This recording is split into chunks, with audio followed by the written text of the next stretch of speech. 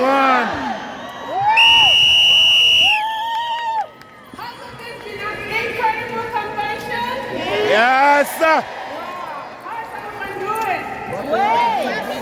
I'm so excited to be here today.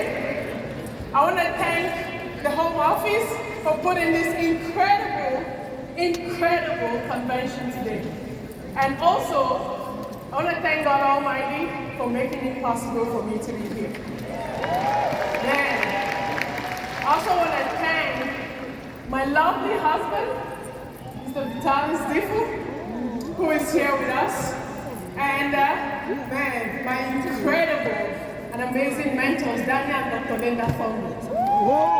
And I also want to thank my amazing family who is here, who has been here supporting every step of the way, and my mom, who is here also supporting every step of the way. My name is Stephania Fombo, originally from Cameroon.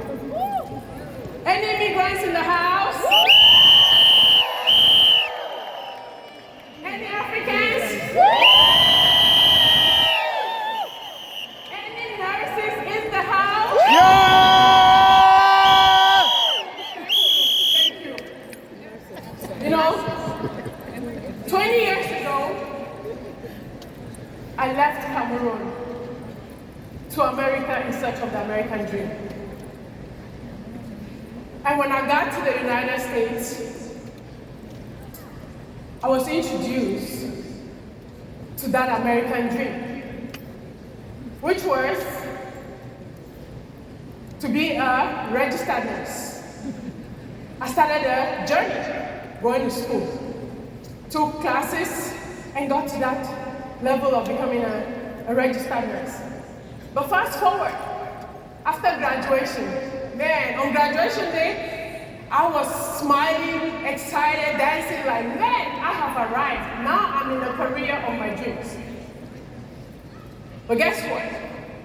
I went to work, my first paycheck came. I looked at it, after working so many hours, I looked at it and said, wait, is this it? And then I went to my friends, my co-workers, and said, okay, what can I do to make extra money? You know what I was told? Overtime. Man, I went in for it. Every day, my first name was Stephania, my middle name was Overtime, and my last name was Fombo. Everybody got that? I kept working, I worked. And then I got to the second step. I looked at the paycheck. I said, no, this is not it. I realized that same paycheck when I was trying to make extra money, Uncle Sam had 50% of that paycheck. And I asked myself, is this the American dream? The next advice was, go back to school, get a different career. I said, no. I don't know if this whole school thing is working, because no matter how hard I tried to work and how many hours I worked, I needed more hours to continue doing what I was doing. Fast forward, I decided like, wait, what if I got a second job? I went in for a second job. And then the third job, it wasn't cutting it.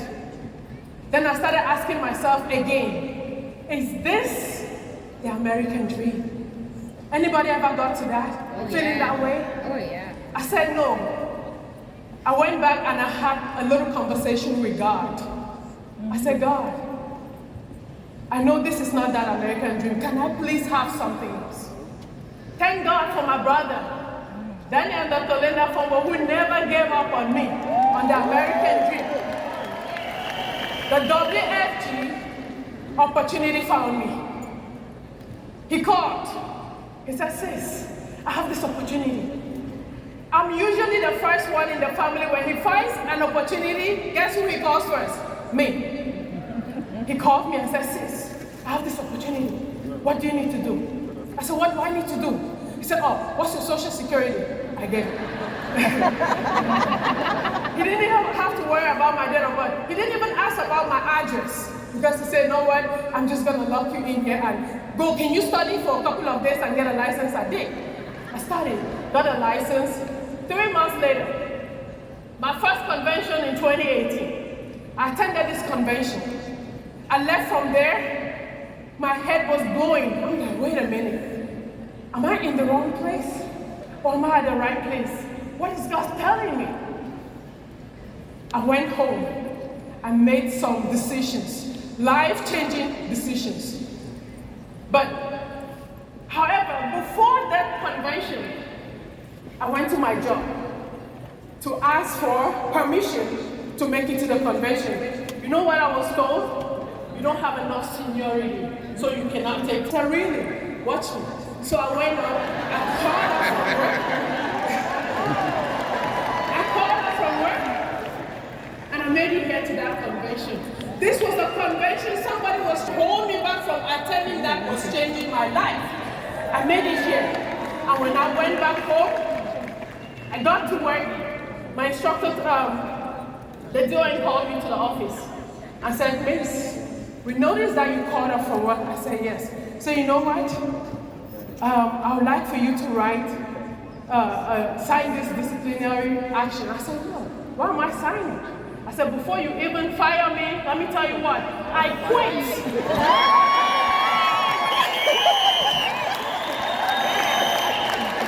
When I quit, I did this. I started. I said, now I don't have a job, so which means WFG has to work. My first plan, I had three plans. Plan number one, WFG has to work. Plan number two, WFG has to work.